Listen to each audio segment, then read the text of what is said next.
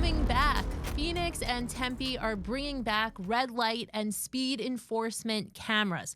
So do these cameras work? Do they make us safer? Thanks for joining us for another edition of the Arizona's Family Investigates podcast. I'm Amy Cutler alongside my colleague Morgan Loew. We've been looking into dangerous driving for months, looking at what's behind a big increase in traffic deaths in Phoenix. Now, a part of that has to do with the officer shortage, which has meant fewer officers enforcing traffic violations. And in an effort to change that, city leaders agreed to bring back red light and speed enforcement cameras, which they'd done away with back in 2019. At the time, drivers expressed concerns about privacy and discrimination. Others argued it was just a money grab. Tempe also voted to bring the cameras back earlier this year. Both city officials say these cameras are not a quick fix, but part of a larger strategy to slow drivers down and make our roads safer. So we wanted to know just how effective are these camera systems, and we didn't have to travel far to find the answer. Driving from Phoenix into Paradise Valley, and you'll likely notice the change. The speed limit is no longer recommended, it's required. Drivers don't step on the gas when the light turns yellow. The threat of a ticket here is real. I think it keeps people in check. They're in good areas. I think they're a little unreasonable. In Paradise Valley, it's not necessarily officers enforcing the law. They have red light and speed enforcement cameras. Have you ever gotten a ticket? Yes. It's been a while, but yes. Yeah, I don't know if it's really deterring anybody or just making money. I have. It sucks when you get the ticket, but I sure pay attention the next time. What do you hear from people in the community about these cameras? You know, I think there's pros and cons. I don't think that anybody ever wants to get a ticket themselves. Paradise Valley, first in the country to adopt a photo enforcement program in 1987. City leaders argue not only does the system work, but it's also keeping everyone on the road safer, with 50% fewer crashes despite 30% more cars on the road. Seeing just our numbers and how crashes have decreased over time, people do slow down when they come through here. PV has 5 fixed cameras at intersections and 2 mobile units. They also put up signs alerting drivers to the cameras. Still, they give out a lot of tickets. By their own accounting, nearly 54,000 in 2023 alone. How does that compare to other cities in the valley? Well, Scottsdale doled out 63,000 of these tickets that same year. Meantime, Chandler, a larger city, handed out 8,800 tickets. That does change the driving behavior. Okay, we can all agree again that it reduces people speeding through those intersections, making sure that they stop for those red lights. But Chandler's data tells a different story. The number of crashes at intersections with these cameras was up in 2023.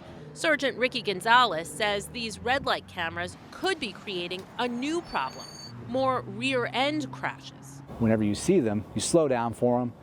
You make sure you come to complete stops. Scottsdale has had their program for nearly 2 decades. When we asked for crash data, they pointed us to a report the city commissioned in 2017, finding the technology led to a significant reduction in accidents.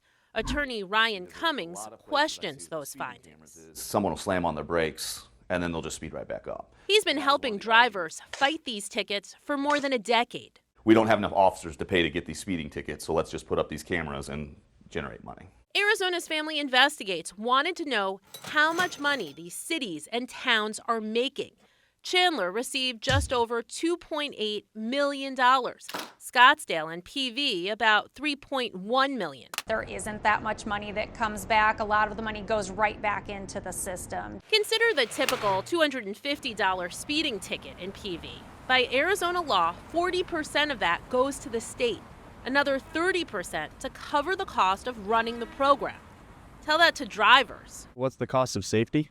Would be my answer to that. They're charging very high fines for those tickets. I know from personal experience when I got my ticket, I will never forget where, and I'm much more observant of them now. Phoenix and Tempe now planning to build on the experiences of their neighbors, hoping the threat of a fine will change driving habits. That's fascinating. And I want to ask you a couple of questions because we have Paradise Valley that basically says this is really working. And then you have Chandler, on the other hand, that says, well, we've had an increase here and we believe it's working, but you don't see the results. Is there any idea why maybe it's working in Paradise Valley better than other communities? Well, it's an interesting question. And when we looked into it, Paradise Valley is obviously a much smaller community than Chandler. Chandler points out they've had a lot of people that have moved into the community in recent years. So they're adapting to kind of the changes on the roadway and that kind of thing. But Chandler's, according to the data, it's been a lot more mixed. You know, last year there was this increase, but in prior years there have been decreases. The data there is a little bit all over the place. I wonder if just from driving myself through those communities, it seems like in Paradise Valley, because it's so much smaller, you really can't go anywhere in Paradise Valley without seeing a traffic enforcement camera or a red light camera. And although Chandler might have more, it is such a much larger space. You don't see those all the time. I mean, I'm curious whether it's just the fact that you just can't go anywhere in Paradise Valley without them, as opposed to some of these other locations. Yeah, and Paradise Valley has just had them for so long that people know that they're there. I mean, you get those those alerts when you have your map system up, letting you know that you're entering the zone where all these cameras are to kind of warn you to slow down. Yeah, probably a lot. There's probably a combination of factors there, but that is interesting. So these tickets can mean points on your license, which can lead to higher insurance rates and even a suspended license.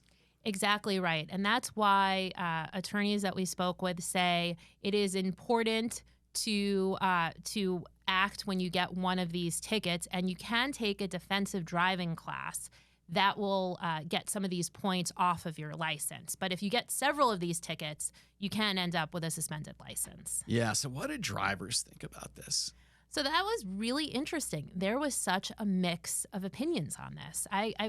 We went out to several different locations, tried to talk to different people, and there were a lot of people that support the cameras, particularly in Paradise Valley. They say that they really believe that these have made a difference. Then you have some drivers, especially the ones who've gotten the tickets, who feel like they've been targeted, they've been wronged, that there's better ways to go about doing this. Yeah, I remember reporting when we had speed cameras on the freeways, and there was such a blowback from, I don't know if it was a vocal minority or a majority of drivers, but people were really, the people against it were really, really loud. I want to focus on I guess a technicality here.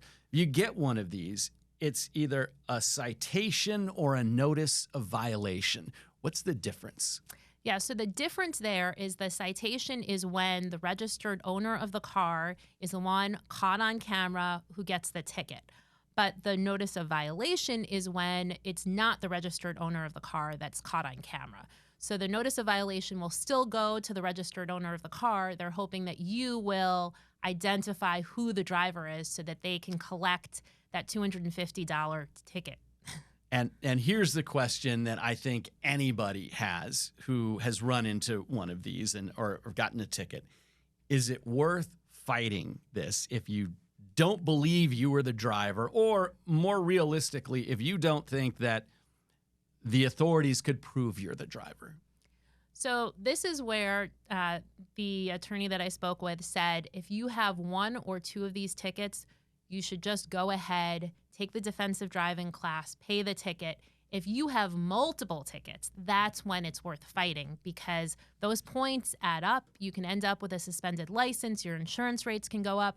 If you can get an attorney involved on your side, you can possibly kind of reach some kind of compromise with the city on some of these tickets. Wow, interesting. So Phoenix and Tempe stress that as they move forward with this technology, that it's all about safety. And as part of that, they're implementing a program known as Vision Zero. The idea is redesigning our roadways to prevent all traffic deaths. And we found Phoenix is missing many of the goals it set for itself. In terms of traffic deaths and serious injuries, they are number one among other big cities for fatalities in the U.S., but they are early in the process, it's important to note, and they've invested millions of dollars on this. Vision Zero is used by dozens of cities across the country. We spoke with the Vision Zero network. They help cities come into compliance. We asked what program manager Tiffany Smith's perspective is on these cameras. She tells us she has concerns. Enforcement is just one tool in your toolbox for safety. We know that the most effective and equitable strategies to improve roadway safety are going to be rooted in infrastructure. They are going to be rooted in design. This is not to say that there's no room at all for enforcement, but currently we're kind of overutilizing enforcement, and that includes both kind of like regular in-person enforcement and even technology, automated enforcement. Of course, there are times where you might not be able to make a safety change on a road. It might take a really, really long time to do that. And so I could sort of understand the use of a red light camera or a speed camera to make those, to kind of help improve safety. But it really is kind of an interim or temporary solution when the most sort of long-term and effective strategy is going to be redesigning the roadway. And if you think about the fact that, red light cameras or speed cameras, they maybe don't have like civilian interaction with police, but there are more tickets kind of being given out. And so if you're not going to redesign the roadway, that does kind of call into question concerns around like revenue and all of that. And so rather than sort of bringing more questions or causing some concern about that, really focusing on the roadway design wherever and whenever possible is going to be the most effective long-term strategy to improving safety. So Amy, she also had some concerns about where these cameras were, as far as in some of these areas where you see higher speeds, higher numbers of tickets. These are areas where people don't necessarily have a lot of money. Yes. And when you look at Phoenix, a lot of the areas, they're called the high injury networks, where a lot of these crashes are happening are on the west side. So they are happening in communities that are poorer. And so her argument is if you put red light and speed enforcement cameras there, you're hurting people that live in those communities who might not have the money to pay those tickets. Yeah, it's one of those debates about, do you put the enforcement where there's more crime or where there's more of a problem, and then you're accused of targeting that community there. And I don't have the answer to that. One of the other things, though, that I did want to ask you about is I've covered speed problems, traffic problems here for 25 years. And I remember one of the studies that I saw, I can't even tell you how long ago, but it sort of indicated that cities like Phoenix, or the city of Phoenix, the valley here, is sort of designed to get people going quickly from point A to point B. And one of the issues we have is we have nice, big, wide roads. And I remember reading a study that said the road is wide and that makes it more dangerous. Is that something that you have studied in your reporting on this? Yeah, that is something that Vision Zero highlights. They say that these big roads are a big part of the problem and that they need to be redesigned. So they argue that putting medians in roadways, if it's 3 lanes, maybe reducing it to 2, and adding a bike lane or making a wider sidewalk. They say exactly what you remember reading, which is, exactly the point, that these big roads are a part of the problem. So in some cases, having a buffer between the road and the bicycle, or the road and the sidewalk, or this lane and the oncoming traffic. And then what I also, and I reported on this, and then I thought about it. So here in Arizona, one of the great things, in my opinion, is we have these wide roads, and that makes it very comfortable to drive. But we drive faster. We get a little lazier about paying attention to everything. Go to Los Angeles and drive on the freeway there, where, I mean, the freeway lanes have got to be a lot more narrow. Some of the streets are more narrow. It just seemed like I was paying more attention and having to drive more carefully. And I have to think that that's probably part of the situation is we kind of get lazy. We get a little careless when you've got this big, wide, fast lane, as opposed to driving in an older city or area where it's narrow and things aren't marked quite as well. Yeah, and as city officials work to improve the roadways, that's a big part of what they're trying to reach, that right balance, because people want to get from point A to point B. They don't want to slow traffic down too much because, then you get complaints about commutes being longer and then road rage and that kind of thing. Mm-hmm. But they also there are concerns about safety, and there has been this spike in crashes. Yeah, and as we continue to grow and more people continue to move here, this is not a problem that is going to go away. I think most drivers out there just hope that whatever solution or whatever plan the cities go with is something that has been well vetted and something that you can look at and say, okay, this works. Yeah, and it'll be interesting since, Phoenix and Tempe did away with these cameras. They're banking on the fact that there are these new people that have come in and the perceptions of these cameras have changed. It'll be interesting to see when people actually start getting some of those tickets, what their thought process is, and how much support there really is for this new technology. Yeah, and I'm assuming that the sales of those license plate shields are going to be going up, where you can only see it if you're directly behind it. If I remember correctly, there were a lot of those the last time we had a lot of these cameras around. Yeah, I'm sure that those will be back in full force. Yeah. Well, important to note, Phoenix and Tempe haven't said where these cameras will go. Both tell us data will drive that decision, meaning they'd go at intersections where the most crashes are happening. And as we get more details on all this, we will update you. But thanks for joining us for another edition of the Arizona's Family Investigates podcast.